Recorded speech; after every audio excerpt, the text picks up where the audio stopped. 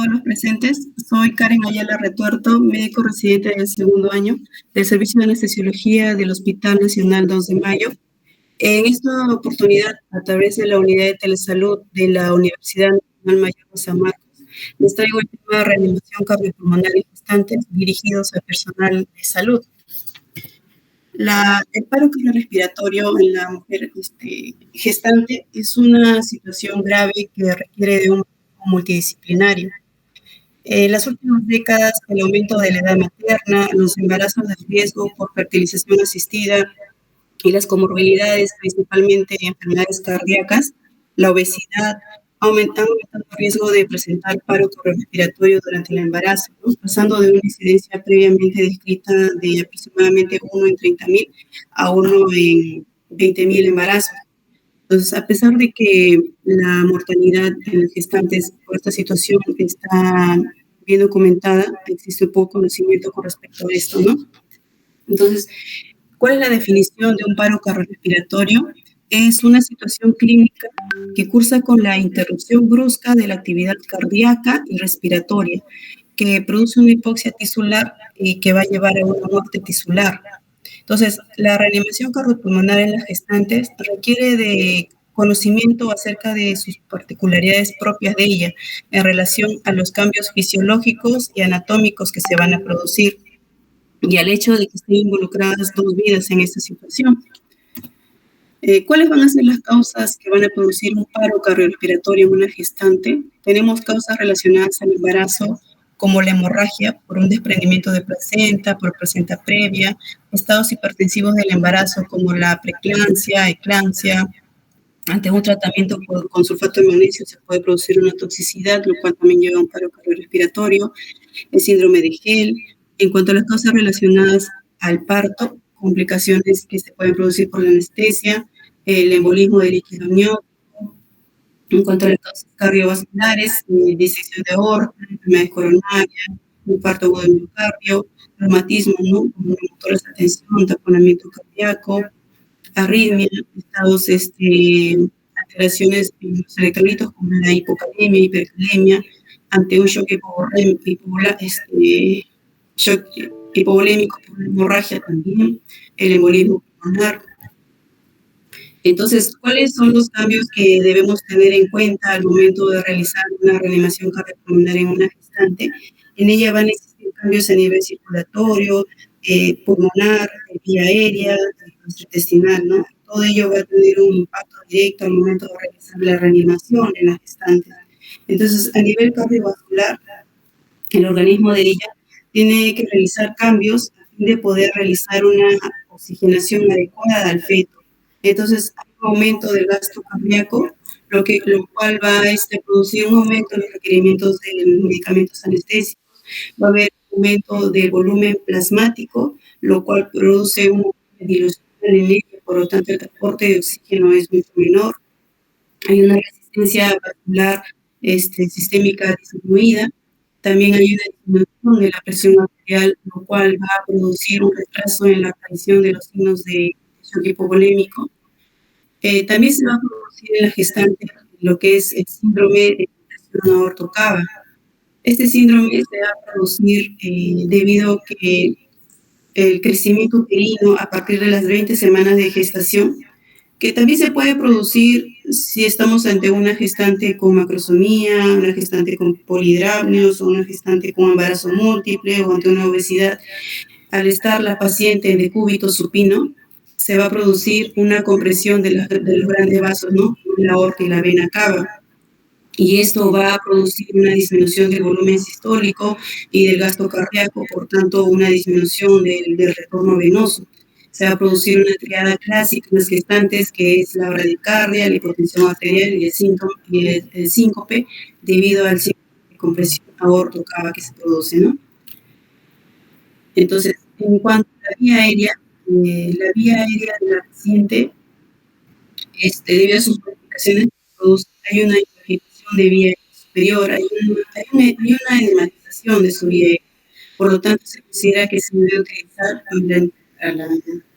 para la introducción tubos endotraqueales de calibre más pequeño. Hay un mayor riesgo de epistaxis, por lo tanto se debe evitar lo que es la intubación por vía nasal. Aumenta el Malampati y Cormac, que son escalas que nosotros utilizamos para evaluar la vía aérea. Entonces, esto no va a predecir si estamos ante una vía aérea difícil o no, ¿no? Entonces, las gestantes pueden aumentar, podemos encontrar un Malampati 3, 4, un Cormac también 3, 4, que van a hacer que la vía aérea de la gestante sea considerada como una vía aérea difícil, ¿no? Que va a aumentar el riesgo del fracaso de una intubación 10 veces aproximadamente, ¿no? En cuanto al sistema respiratorio, hay un aumento del consumo de oxígeno, por lo tanto, aumenta la tasa de hipoxia, hay una aparición de la hipoxia con mayor rapidez, se produce un daño cerebral mucho más rápido que en una paciente no gestante. Y debido al crecimiento uterino, la elevación del diafragma hace que la capacidad pulmonar, la capacidad residual funcional de la gestante disminuya, ¿no? Entonces hay una disminución de la capacidad de oxígeno total, hay una menor respuesta al apnea de la gestante, ¿no? Desatura mucho más rápido ella. En cuanto al sistema gastrointestinal, los cambios que se van a producir es debido a la presencia del aumento de la progesterona. En ella se va a producir una disminución de la motilidad gastrointestinal, se va a producir una disminución del esfínter esofágico inferior. Por lo tanto, en ella se va a producir el aumento de riesgo de la aspiración del contenido gástrico hacia el pulmón. Por lo tanto, en una paciente gestante siempre debe ser considerada como una paciente con estómago lleno.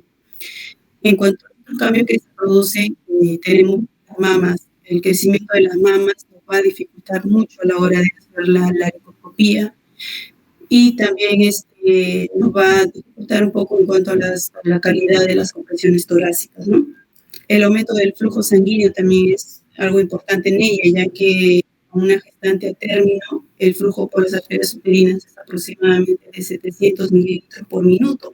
Entonces, ante un sangrado, en pocos minutos nada más, la paciente pierde mucha sangre y estamos ante un shock hemorrágico, ¿no?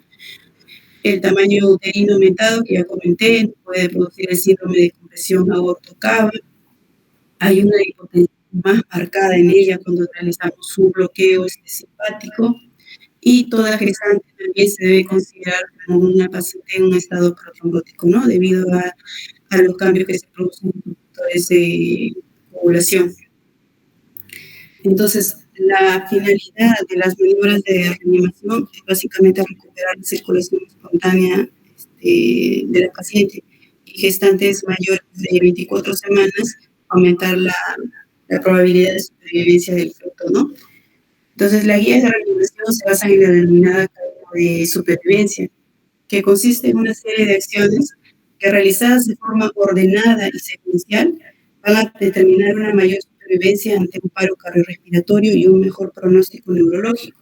Si tenemos a un paro cardiorrespiratorio intrahospitalario, es muy importante el reconocimiento temprano, ¿no? Y activación del puesto de emergencias, iniciar la RCP de calidad, realizar la desfibrilación si estamos ante un ritmo desfibrilable.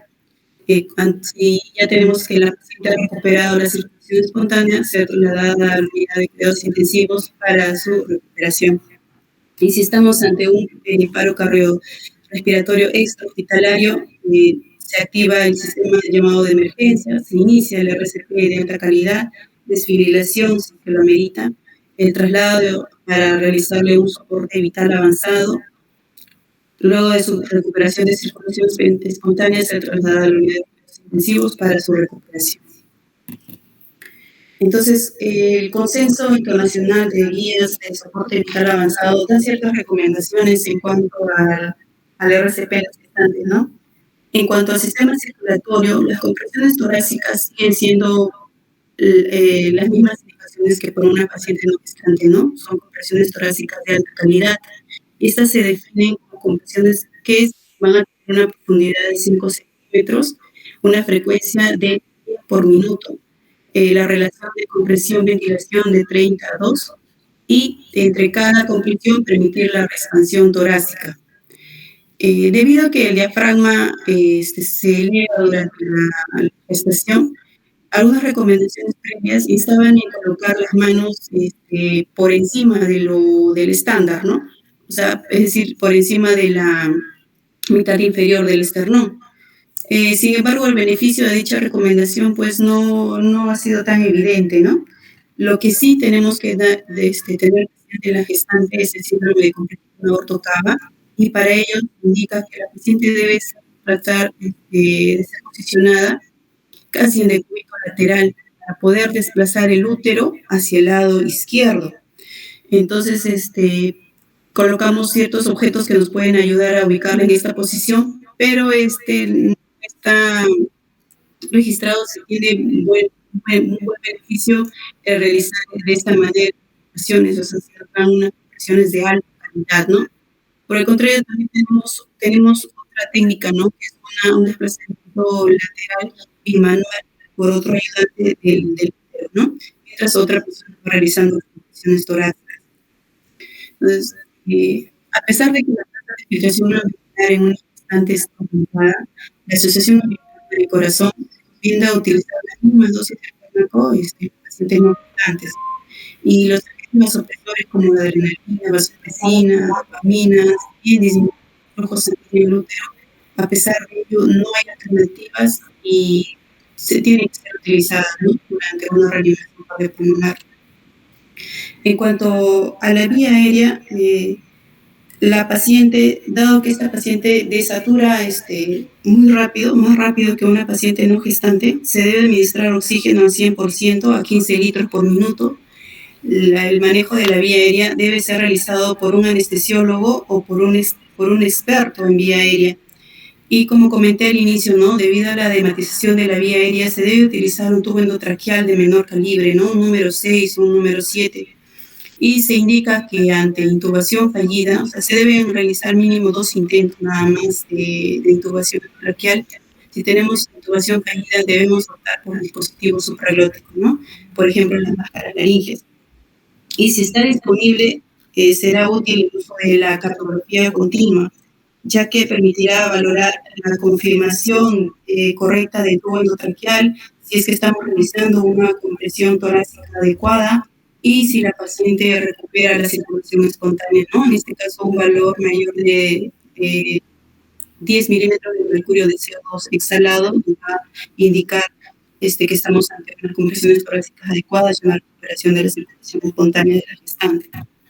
En cuanto a la desfibrilación, la AJA indica que en general el desfibrilador debe ser considerado seguro en todas